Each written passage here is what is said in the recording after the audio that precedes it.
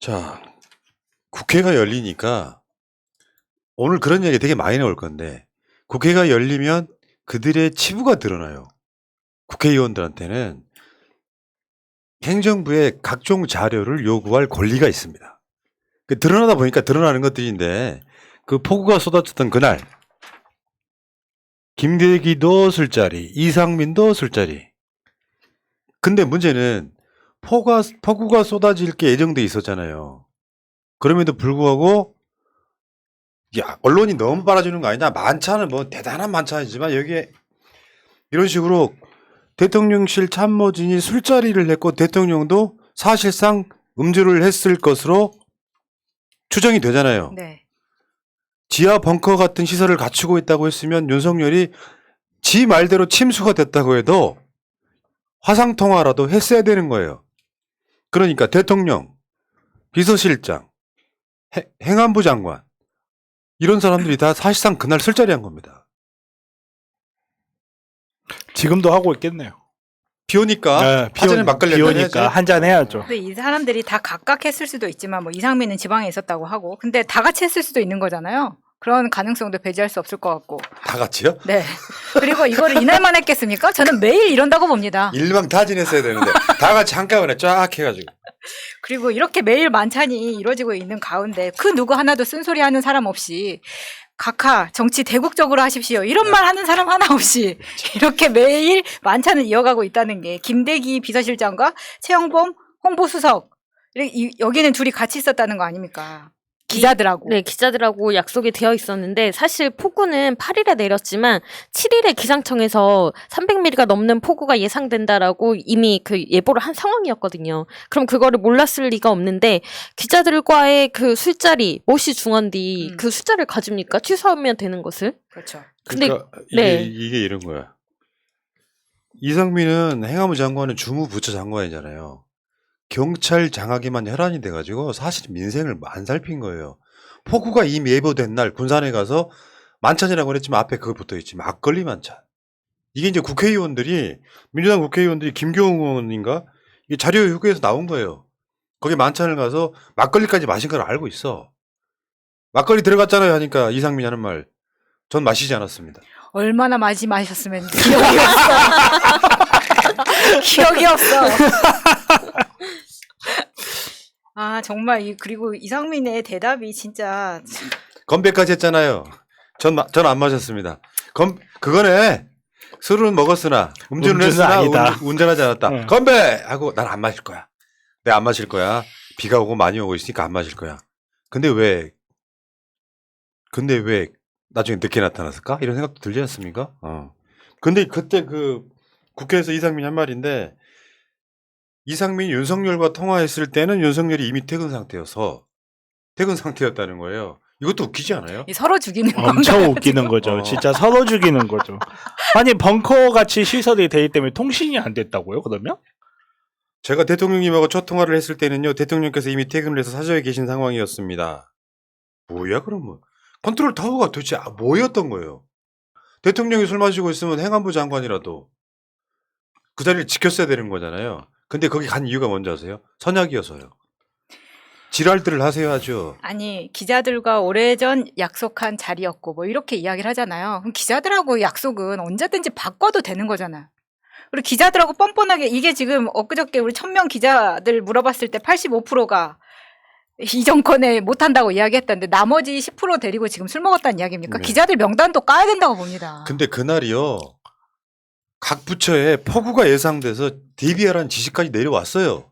근데 그 말 안 듣는 거야. 왜? 나는 권력의 실세거든요. 내가 약속돼 있는 행사 가가지고 만찬하고 막걸리 이거 써주지. 뭐 그런 거를 해도 전혀.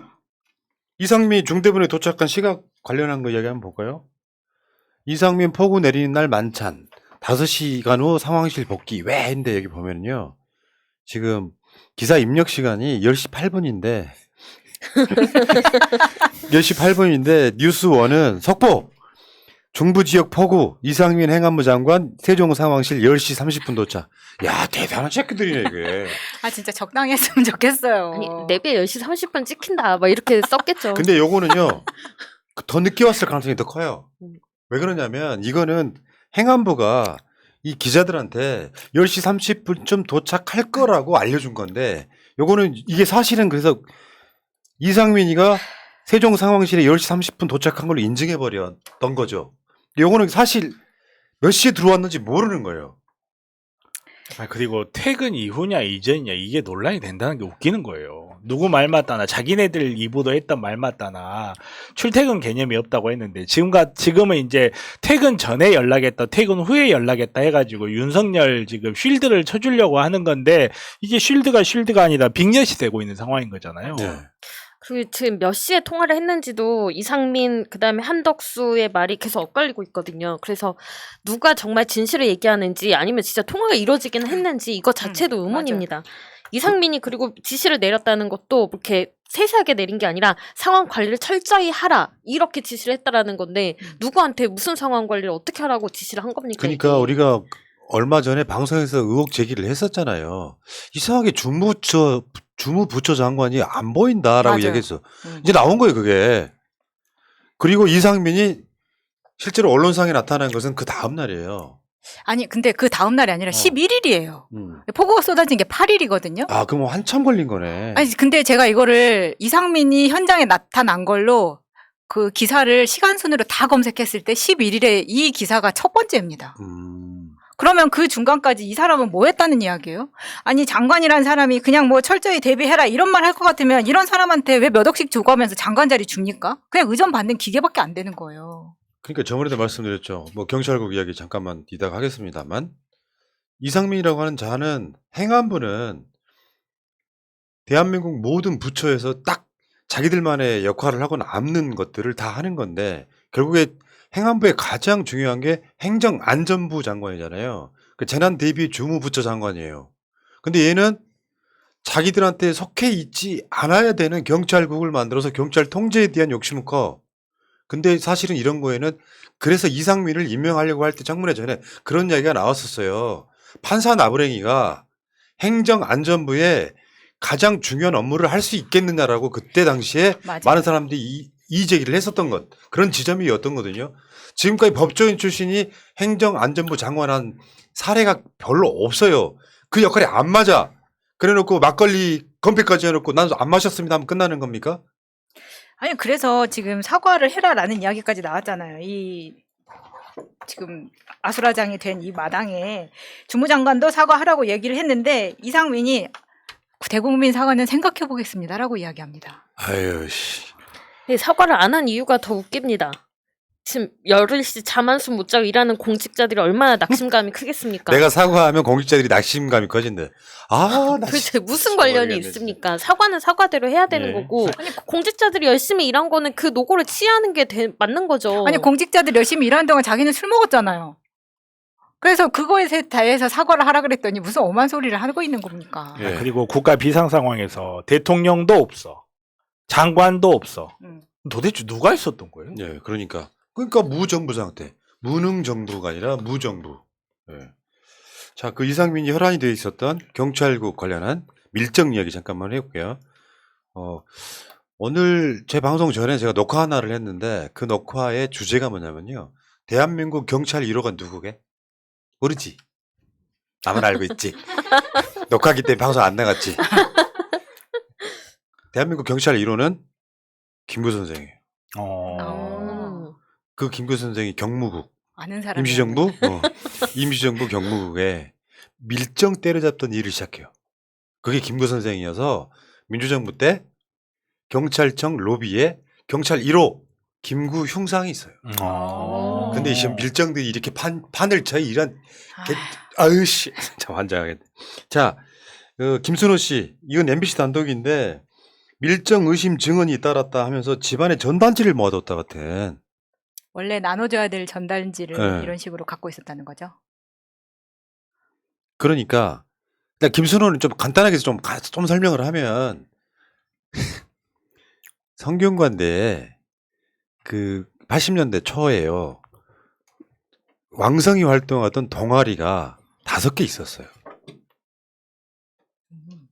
근데 그 중에 하나가 심산연구회라는 곳이에요. 심산연구회는 뭐냐면 성균관대학교 초대 총장이자 독립운동했던 김창숙 선생을 연구하는 것이에요. 근데 거기 김창숙 선생도 밀정한테 당한 그게 사례가 있어요.